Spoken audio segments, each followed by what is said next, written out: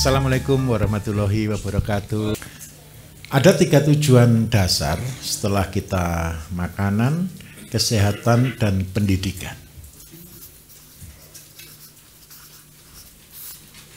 Pendidikan terbaik Bapak Ibu adalah keluarga. Kenapa saya katakan pendidikan terbaik itu adalah keluarga? Karena untuk merubah mindset anak-anak kita, karena kondisi sekarang ini adalah bagaimana kita membangun satu kebiasaan, satu cara hidup yang benar.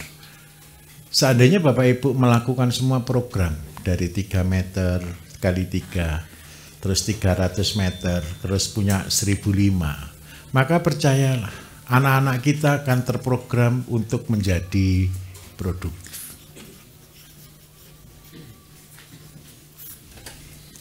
Hari-hari ini, generasi muda yang mulai lahir dari tahun 90 hingga sekarang ini, mereka masuk ke fase konsumtif. Semuanya Bapak Ibu beli, semuanya kepengennya beli. Jadi seolah-olah membuat itu barang langka hari ini. Karena itu tugas kita adalah mengubah dari konsumtif menjadi produktif. Nah, kita yang bapak-bapak yang usia di atas 40-50 tahun, pasti zaman dulu kita sudah mengalami fase-fase untuk kemandirian itu diajarkan dari awal. Siapa yang usia 50 tahun dulu waktu kecil disuruh ke sawah, disuruh gembala, disuruh macam-macam, disuruh kerja. Tetapi zaman ini anak-anak kita yang sekarang ini umur di antara 20-30 tahun, mereka sudah tidak ingat dengan itu. Mereka yang mereka tahu sekarang adalah beli. Dan ini menjadi ketakutan saya secara pribadi yang luar biasa Bapak Ibu. Kita sadari ya, mulai COVID tahun 2019, banyak bisnis sudah mulai bergeser. Ingat ya, sebelum kasus COVID Bapak Ibu, orang masih senang belanja ke mall, orang senang belanja ke pusat-pusat pembelanjaan. Tapi semenjak COVID, belanja kita semua di handphone. Maka muncul orang-orang tengah yang pekerjaannya adalah mediator untuk menyediakan barang dan jual melalui handphone. Tetapi fase ini hanya bertahan 7 tahun. Berarti 2019 ditambah 27 tahun berarti tahun 2026. 2026 semua akan berubah lagi. Perubahan yang paling menyolok adalah gugurnya orang tengah. Kalau hari ini banyak orang-orang sukses, anak-anak muda sukses gara-gara menjadi broker. Jadi dia di online shop, dia membuka perdagangan yang menjual dari pabrik ke konsumen. Nah, orang tengah di sini. Tetapi 2026 orang tengah ini akan hilang. Karena apa? Fasenya dari pabrik langsung ke konsumen. Yang menjadi promosi kemarin adalah orang tengah, yang gencar promosi, yang gencar membuat acara-acara orang tengah. Tapi orang tengah akan ditinggalkan di tahun depan. Kenapa hal itu terjadi? Bahkan sekarang ini negara-negara tertentu, salah satunya China, mereka membuat aplikasi temu. Aplikasi temu itu adalah aplikasi kumpulan semua pengusaha yang langsung menjual online.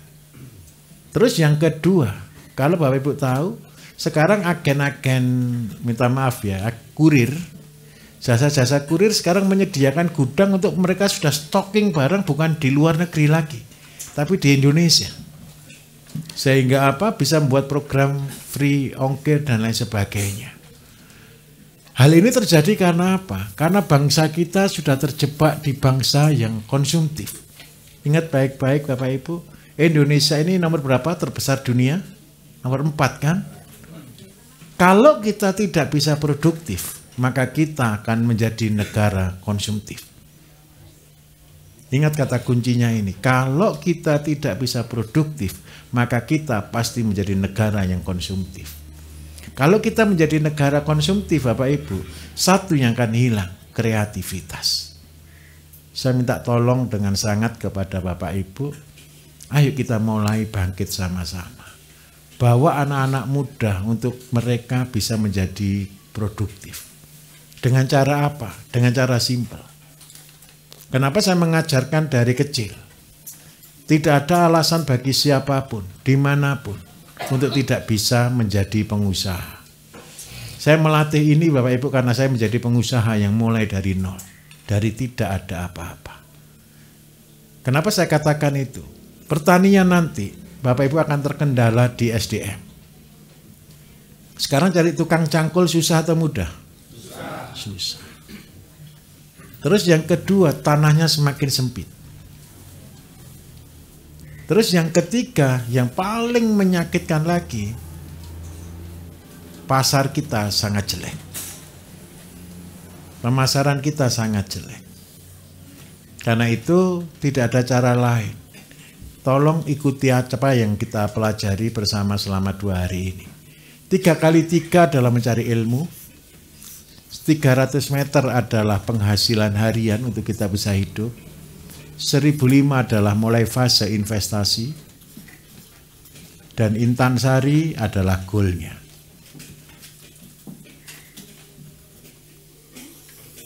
Ini landasannya begini. Ketika di 3x3 Bapak Ibu, ilmu Bapak Ibu sudah punya, wajib. Mulai goalnya tidak muluk-muluk, keluarga saya bisa makan sehat. Kemudian Bapak Ibu bisa punya gaji. Saya mau katakan jujur. Hari ini kalau mau menjadi pegawai Bapak Ibu untuk gaji UMR, susah atau tidak kira-kira? Yang menjadi problem 2026 ke atas, PHK pasti terjadi besar-besaran. Tahun ini adalah fase di mana akan terjadi gejolak yang luar biasa, perubahan dari robotik manusia ke robotik. Kenapa pabrik-pabrik pilih robotik? Saya mau katakan jujur. Robotik itu presisi Bapak Ibu. Tidak kenal lelah. Dan yang paling menyakitkan, tidak perlu bayaran Bapak Ibu. Tidak ada demo. Betul ya? Tetapi kalau masih tenaga manusia, masih ada capek Bapak Ibu. Masih ada sakit, masih kurang presisi, dan masih seneng demo. Terus kalau dihitung, kalau seandainya ini coba nalar sama-sama, Kalau robotnya Elon Musk dijual dengan harga 400 juta, itu kalau seandainya UMR paling standar lah, saya buat standar Jakarta dan lokal ya, 3 juta berarti. Berarti berapa tahun sih lunasnya robot ini? 400 juta dibagi 3 juta. Seberapa bulan ini? Per bulan 3 juta, ini 36 juta. Berarti 11 tahun, betul ya? 11 tahun. Tapi masalahnya satu, kemampuan satu robot bisa menggantikan 10 orang. Betul atau tidak? Berarti berapa tahun lunas? 1 tahun. Terus yang kedua, robot tidak perlu makan Bapak Ibu. Ini yang harus kita nalar sama-sama. Kenapa kita harus mikir untuk investasi ke robot? Nah, kemudian yang kedua, ini yang menjadi problem kita. Kalau pengangguran sudah meningkat, nanti akan banyak sekali Bapak Ibu orang-orang nganggur. Dan pemerintah pasti akan gaji orang-orang nganggur. Percayalah. Karena rakyat teriak minta makan. Bukan hanya BLT nanti. Kemarin sudah ada program yang diluncurkan pemerintah namanya Prakerja. Pernah tahu program Prakerja? Pengangguran dibayar itu Bapak Ibu. Betul atau tidak? Terus kalau sudah pengangguran dibayar, kira-kira produktivitasnya meningkat atau lebih baik nganggur saja? Kalau itu terjadi, kita jadi apa? Kita jadi bangsa apa? Produktivitas akan semakin hilang. Tapi saya minta tolong dengan sangat Bapak Ibu. Inilah perjuangan. Inilah perjuangan. Ke depan sopir-sopir akan hilang semua nih, pekerjaan sopir-sopir itu. Bahkan yang terdengar terbaru sekarang ini, habis ini paket itu sudah dikirim bukan lagi pakai apa, pakai drone Bapak Ibu. Nah, karena itulah satu, kita tidak mungkin menang di sektor itu. Bangsa kita belum waktunya untuk di sana. Tetapi kita masih punya potensi. Orang luar negeri secanggih apapun, percayalah Bapak Ibu, mereka masih makan. Betul? Yang kedua, secanggih apapun, mereka juga kepengen sehat. Saya seringkali seminar di beberapa negara di luar negeri. Penyakitnya orang luar negeri sama orang Indonesia sama saja. Satu saja yang saya katakan jujur ya, tidak ada penyakit di luar negeri yang sakit mah. Kalau orang Indonesia kan semua sakitnya mah paling banyak kan. Selama saya seminar di luar negeri tentang kesehatan, kali di luar negeri saya seminar kesehatan, tidak ada satupun saya menjumpai orang keluhan sakit mah, sakit GERD, tidak ada Bapak Ibu. Kalau asam urat, kolesterol, jantung dan sebagainya banyak. Saya kasih bocoran. Orang luar negeri penyakit yang paling ditakuti satu, alergi. Dan itulah potensi kita untuk bisa ekspor ke sana. Dengan cara apa? Memberikan makanan sehat. Karena itu saya minta tolong dengan sangat kepada Bapak Ibu, kita mulai dari sini. Nanti yang beli robot Bapak Ibu. Kenapa kok harus beli robot? Karena nyuruh orang tidak ada yang mau kerja. Sekarang sudah kesusahan tidak cari tukang cangkul? Sudah mulai susah. Tidak ada yang mau. Seandainya pakai traktor pun kurang efektif. Karena itu saya berharap satu. Ini yang muda-muda, yang di bawah 30 tahun mana? 30 tahun ke bawah.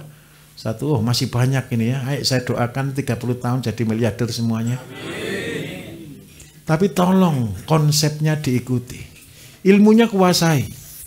Di 3x3. Mumpung masih muda.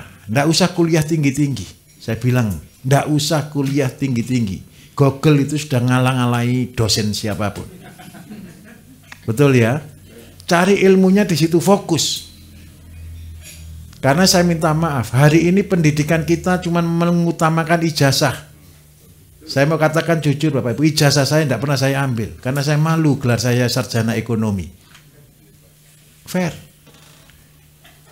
Saya kuliah itu IP hampir 4 Bapak Ibu. Tapi ijazahnya tidak saya ambil sampai hari ini. Kenapa ijazahnya tidak saya ambil? Karena saya tidak pernah mau melamar pekerjaan. Waktu itu saya kuliah tujuan saya untuk belajar saja. Dan menyenangkan orang tua. Jadi yang penting wisuda gitu aja lah. Walaupun tidak pernah saya ambil ijazahnya. Kenapa saya katakan itu? Begini, ini anak-anak muda, saya kasih masukan. Ketika di sini, tolong lakukan 3 hal tadi. Apapun kegiatannya, catat. Apapun hasilnya, catat. Sehingga anak-anak muda ini nanti akan ketemu ilmu pengetahuan baru. Terus setiap aplikasi, catat. Ini teorinya Albert Einstein. Kalau kepengen hasil yang berbeda, lakukan cara yang berbeda. Kalau dilakukan cara yang sama, kepengen hasil yang berbeda, itu orang gila. Jadi bagaimana supaya hasil berbeda? Catat. Kemudian yang kedua, ini kan tidak perlu modal. Seandainya modal tidak sampai 100.000, 200.000 lah, anggap aja uang hilang. Kemudian yang kedua, ciptakan penghasilan. Kita hari ini Bapak Ibu, lulusan SMA cari kerjaan sudah susah loh. Kecuali bisa kerja Pak di pabrik dan itu menjadi tenaga kasar. Kalau cuma sama-sama gaji UMR, saya minta tolong ciptakan penghasilan. Kreativitas di sini. Dengan cara apa? Jualan sayur, jualan apapun, obat dan sebagainya, herbal yang diproduksi sendiri. Kenapa saya mau berbagi ilmu Bapak Ibu? Saya tidak aman di Indonesia. Apa yang saya ceritakan ini selalu frontal dengan bukan pemerintah Indonesia. Di atasnya pemerintah Indonesia yang mengkontrol semuanya. Tapi kenapa saya harus bukakan? Karena kalau kita masuk di akhir zaman Bapak Ibu, ya inilah masa akhir zaman. Saya tidak kepingin Bapak Ibu terkontrol dalam hidupnya. Saya ingin Bapak Ibu merdeka dalam hidupnya. Tidak dikuasai oleh obat, tidak dikuasai oleh makanan, tidak dikuasai oleh suatu apapun. Ingat baik-baik. Yang sudah telanjur sakit tidak apa-apa, disyukuri. Tapi anak-anak kita jangan boleh sakit. Contoh, orang yang sakit hipertensi, sudah tergantung obat belum? Pasti. Yang kemana-mana ditanyakan bukan apa-apa lagi, obatnya sudah dibawa belum? Obatnya sudah diminum belum? Tidak minum obat, selesai. Game over. Karena itu kita harus berubah di sini. Tidak boleh kita tergantung kepada apapun. Dengan cara apa? Kemandirian. Ciptakan di sini penghasilan harian. Anak-anak muda, saya minta tolong. Lihat kondisi lingkungan kita. Lihat pasar kita. Apa yang dibutuhkan mereka. Buatkan itu. Sediakan itu.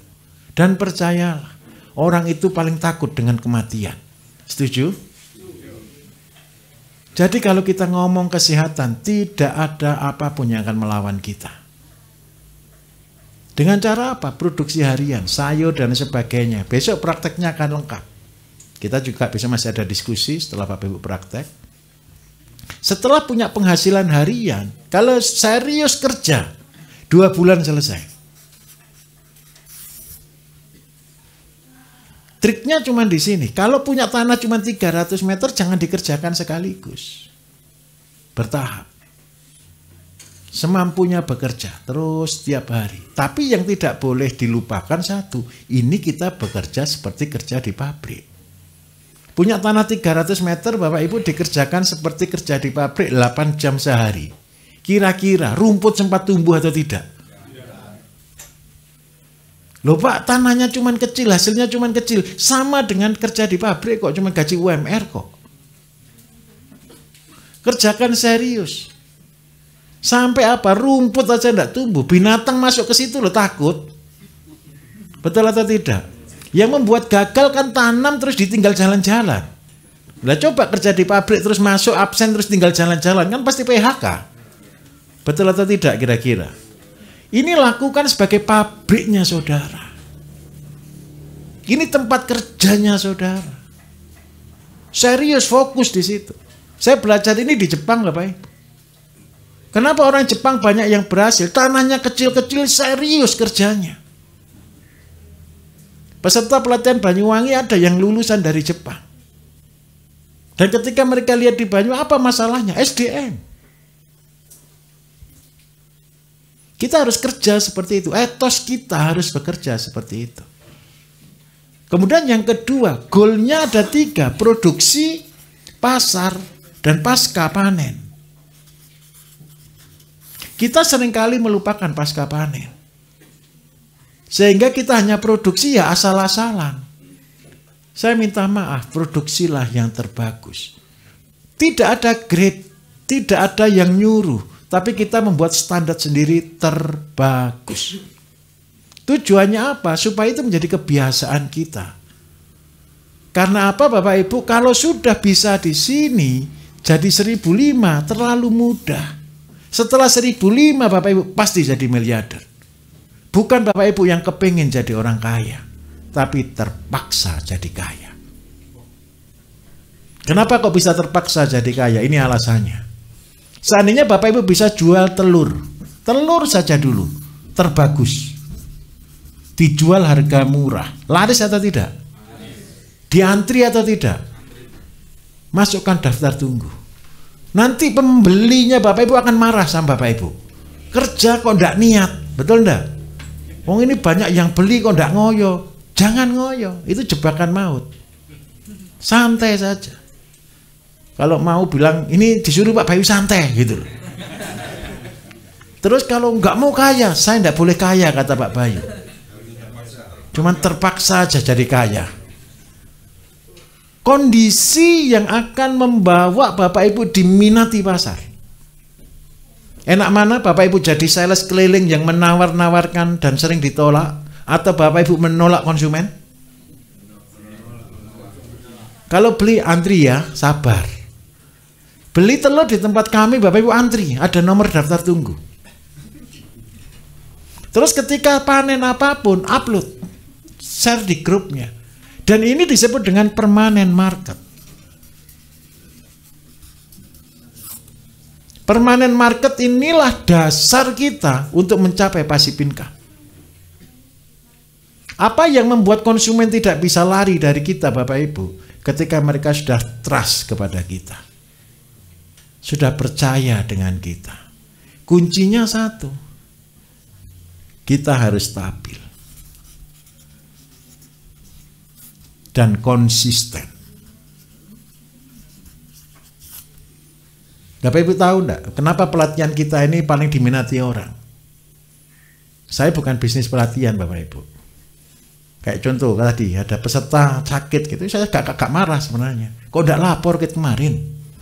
Tahu maksud saya ya? Kalau kemarin datang langsung lapor ke saya kan pasti saya kasih obat. Oh, saya gudangnya obat.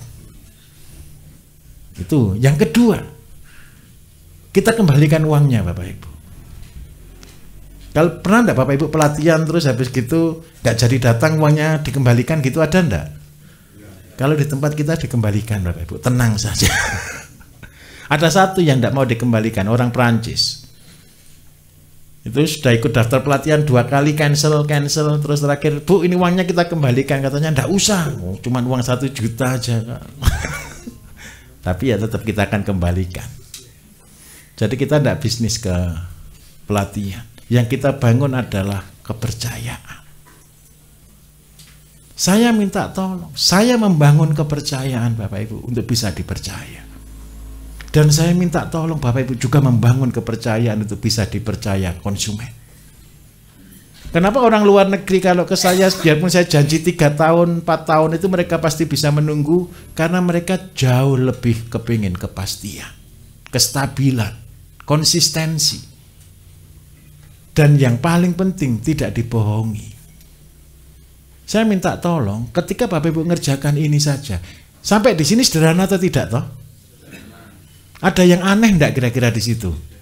Tidak ada yang aneh. Jualnya pun samakan dengan harga pasar. Biarpun Bapak Ibu buat yang organik, jangan dijual mahal. Samakan dengan harga pasar. Tujuannya apa kalau ditanya orang? Amal. Tujuannya apa? Ibadah. Jadi kita bekerja ini betul-betul pure untuk menolong orang. Lupa kan dapat untung, itu rezeki. Kalau Bapak Ibu tahu pekerjaan saya, 90% tidak berhasil. Kenapa saya katakan tidak berhasil? Tempat saya selalu, perusahaan saya selalu merekrut orang dan melatih orang. Buang modalnya besar sekali Bapak Ibu. Pertanian kalau Bapak Ibu punya tanah, tidak usah luas, 4 hektar aja, 1 M tidak cukup. Untuk membuat sistem 4 hektar itu. Sehingga apa? Banyak sekali usaha saya yang gagal. Tapi yang hebat lagi satu. Usaha saya banyak yang gagal, banyak yang rugi, tapi tidak tambah hancur, tapi tambah besar. Konyol atau tidak kira-kira? Saya tunjukkan di mana caranya supaya biarpun rugi tetap berhasil. Bapak Ibu kalau menjadi petani, siapa yang benar-benar petani di sini? Kalahnya paling banyak perkara apa? Harga jual kan? Harga jual kan? Kalau harga jual mahal, kita untung. Kalau harga jual murah, jual yang mahal. Bingung kan? Sebentar, tenang dulu. Saya tunjukkan rahasianya. Contoh, saya petani sayur Bapak Ibu. Ngelayani beberapa supermarket. Sayur itu ada kalanya harganya hancur. Bisa-bisa namanya kubis itu cuma Rp500 di petani. Kalau harga Rp500 untung atau rugi? Pasti atau tidak? Kol tertinggi itu cuma 10.000.